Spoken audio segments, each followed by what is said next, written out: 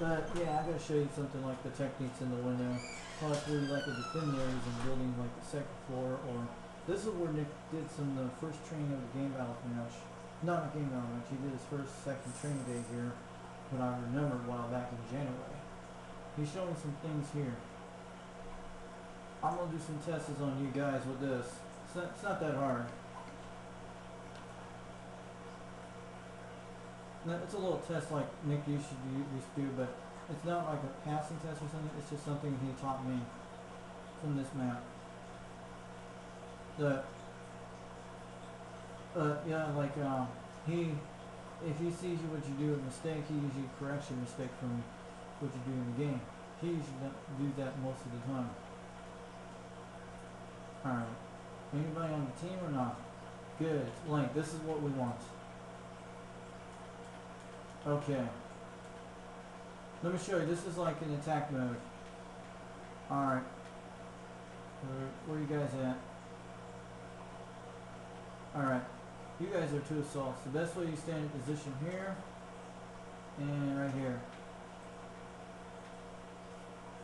Then look how you guys look like in a squad, like you're staying behind each other, cover each other. You let him go in this direction either way and pinpoint the target. So where do you guys go when you want to go attack the A base? Yeah, my best choice is go around the frozen lake and come around the other side of the wall, don't let them see you, or over here between these areas where they can't see you. But sometimes you go behind these houses.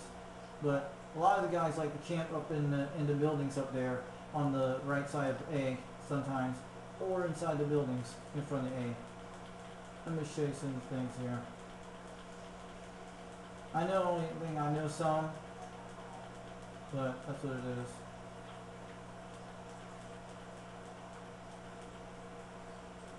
And always check your positions, and look around.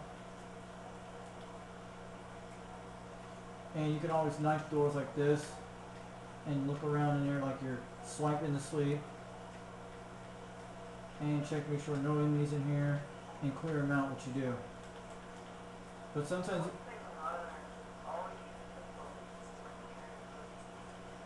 yeah, sometimes that's a good idea. Using this will clear a building, that sounds like a good idea. Also, you can jump through the windows sometimes, and you don't have to knock the door sometimes if you want. And sometimes that's the best way to do it. And sometimes they don't notice when the window's broken sometimes. Also, Nick taught a lot of things here. Like, always go here. Oh, wait, I forgot to do this for you. This is what Nick showed me a couple of weeks ago. See how I stand between the wall here? They always peek out right here on the side. And sometimes they don't see like this. And you be able to pinpoint the enemies.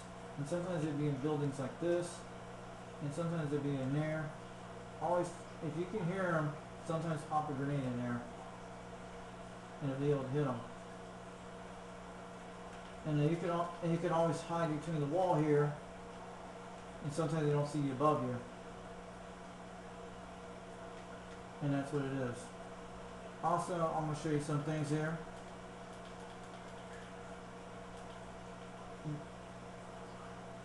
Yeah, there's nobody on the game. This is what we want. But I always sit up in this building here and stay in position here. And sometimes you hide between the cracks there.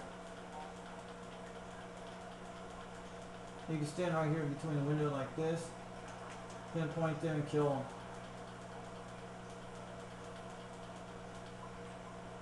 But, alright. Let's try. But, did you learn? What? No, you can't. No, you can go off a little bit, but if you're going way off, it's violation that way. It could be called cheating. But you can go off a little bit, but don't go way off too much.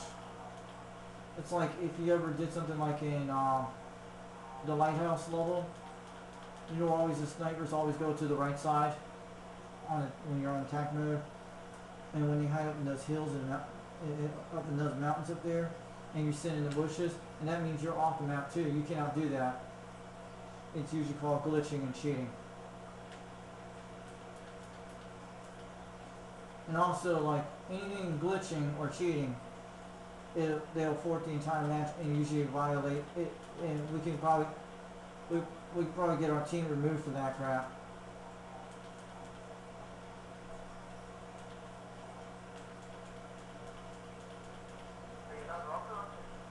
Yes, you can.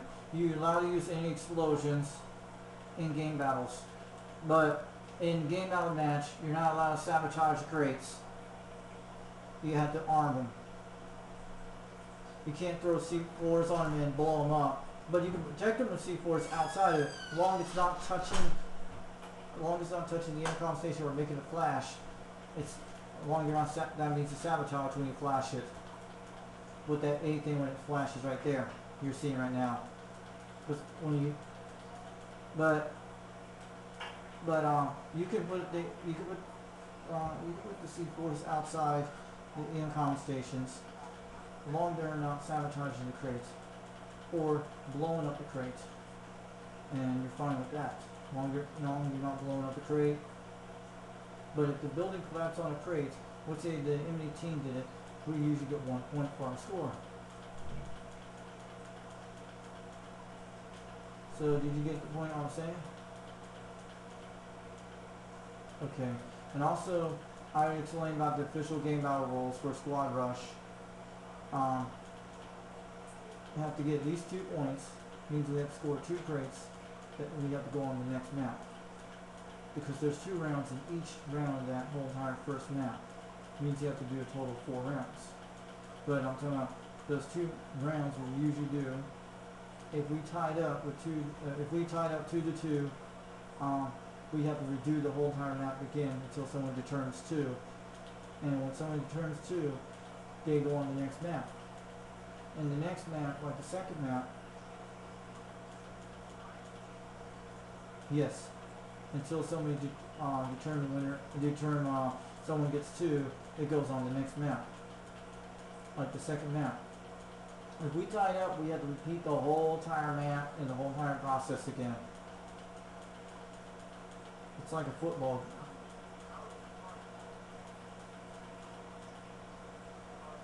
When like you're on the attacking team, and let's say the defense, like like we're doing right now, we arm all 2 crates, and let's say we're on the defending team, and let's say they're on the attacking team, and they get to score 2 crates too when they arm them. All of them when they win that game. You see what I'm saying? And then then we'll repeat that whole map again. And let's say the enemy team got total 2 points and we didn't got nothing. If we didn't score for the next round or nothing. That means we'll go on the second map. And plus on the second map, and if we tied up again, like 2 to 2, and they said, and if he got 2 on the same thing, like we're doing the same process over again, we got to repeat it again. But if they win this one, and we didn't get nothing on all the crates, they get 2 points on their team, and that would be total at least 4 points. And that would be the total of the end of the game, and they win. See what I'm saying? 4 points, the game be over with. That's the rules they did, but I like the old rules were better. But they had to change this a while back because the administrator did this, but I know. Also in these buildings, you can also hide in here.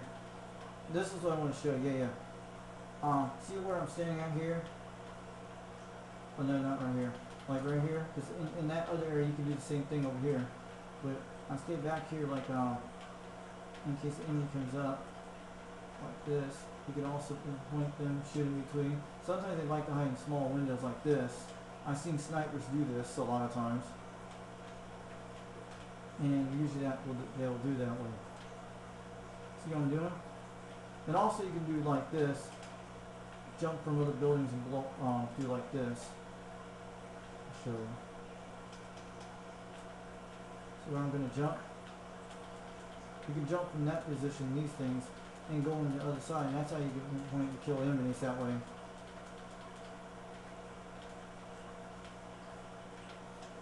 Oh shit. See? See? That's how you do it. Yeah, smoke actually does work a lot. I know some of our oldest clan members done it too. Also, you can do another position like this here. Like if you want to get a sniper here and pinpoint the incom station. That's the way it's going to do it right here. And you can walk on these things and you can shoot them from that direction. Sometimes you'll be able to get them.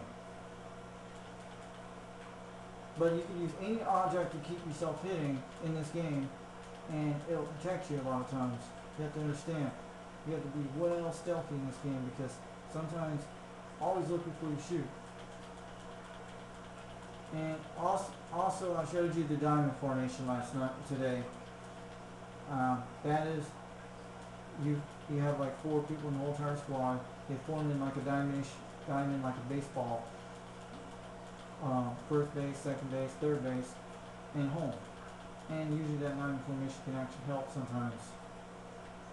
We might do other formations in the near future in our clan, like military strategies. They might actually work in other battlefield games and other games too. Clubby, have you learned anything about the stairs things? How like if the enemy comes upstairs and you knife through the window and you go downstairs and shoot them and you come up to here like you're doing.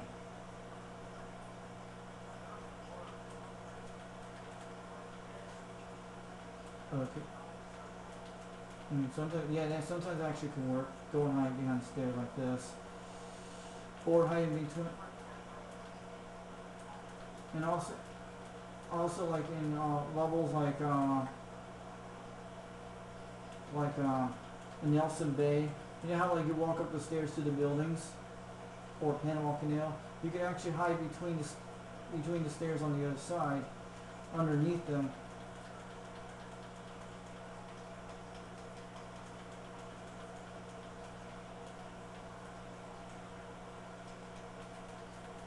So you guys understand what I'm doing, because that's what some Nickel taught me. And also, I'll let you know, Clubby. When you throw a grenade, you'll be able to hear an enemy shouting because it's like your motion sensor. That's how you'll know where they're at. Have you ever heard them? Yeah, you can actually do that too when they say throw and frag. It's like a motion sensor, you can detect them.